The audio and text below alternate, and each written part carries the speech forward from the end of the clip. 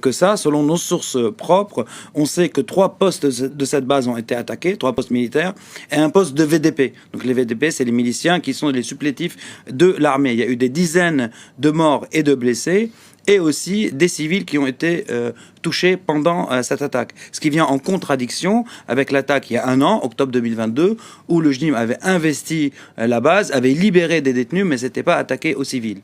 Donc, un peu de confusion autour de ça, sauf qu'on a pu obtenir des images tournées à la base de Djibo, et on voit que, effectivement, sur ces images, donc, ce qui est flouté, ce sont des cadavres, et donc ce sont des cadavres de djihadistes. Et on voit très bien, de par ces images, et on va le voir tout de suite, qu'on est vraiment au mur d'enceinte de la base militaire de Djibo. Donc on voit des dizaines de motos, le mur détruit et des dizaines de cadavres de djihadistes. C'est une vidéo qui fait plus de 3 minutes. On montre qu'une partie, évidemment, on floute les cadavres. Donc finalement, d'après aussi des sources concordantes de nos confrères de Jeune Afrique, Benjamin Roger a eu des informations de militaires burkinabés pour le coup, comme quoi il y a eu 22 soldats tués et 40 blessés. Donc ça concorde avec ce qu'on a.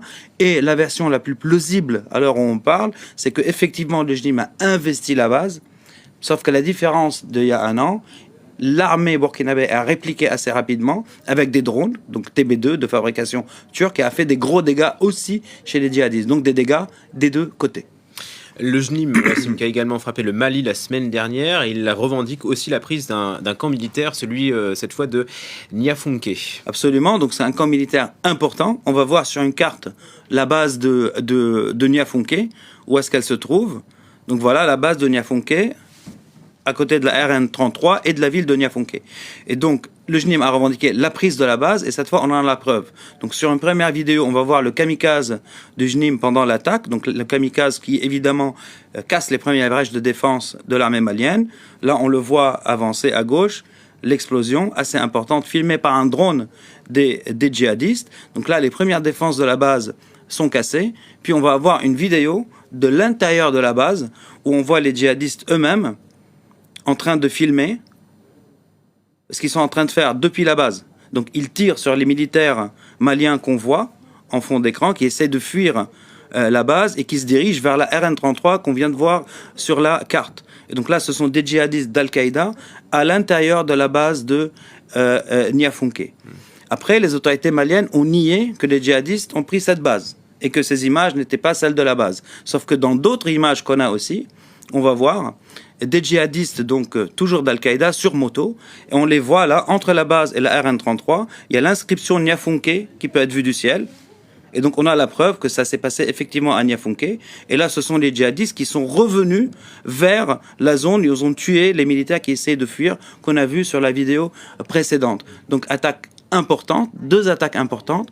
Celle de Djibo qui n'est pas une réussite ni un échec pour les djihadistes, mais plutôt une réaction rapide de l'armée burkinabé, ce qui est à noter quand même, et l'attaque du Niafunké qui est une victoire pour les djihadistes, surtout qu'on est quelques jours quand même après une victoire de l'armée malienne à Kidal, mais là contre les factions rebelles. Hier soir, Bamako, Wassim a annoncé l'ouverture d'une enquête visant des chefs locaux d'Al-Qaïda et des séparatistes Touareg pour actes de terrorisme, financement du terrorisme, détention illégale d'armes de guerre. Ça veut dire que la justice malienne met dans le même sac, en gros, Al-Qaïda et les Touaregs? Voilà, tout à fait. Donc c'est assez important pour le noter, même si les chefs d'Al-Qaïda étaient précédemment poursuivis par différentes juridictions, pas celle du Mali. Et là, on voit le document en question. Et comme vous le soulignez, effectivement, il y a un mélange entre les noms des chefs des factions Touareg, comme Bilal Ag-Sharif et comme Intala, avec le nom d'Iyad Ag-Ghali, qui est chef du JNIM, et Mohamed Koufa, qui est son second Peul. Donc ce qui est intéressant dans cette histoire, c'est que ça vient juste après la prise de Kidal qu'on a mentionné, et qu'il y a un vrai effort politique, en tout cas, de mettre tout le monde dans le même sac. Et pourquoi c'est intéressant aussi? Parce que dans la nouvelle alliance au Sahel entre les 3 juntes, donc Niger, Mali, Burkina Faso, il y a une clause très importante, à part combattre les djihadistes, combattre les mouvements rebelles.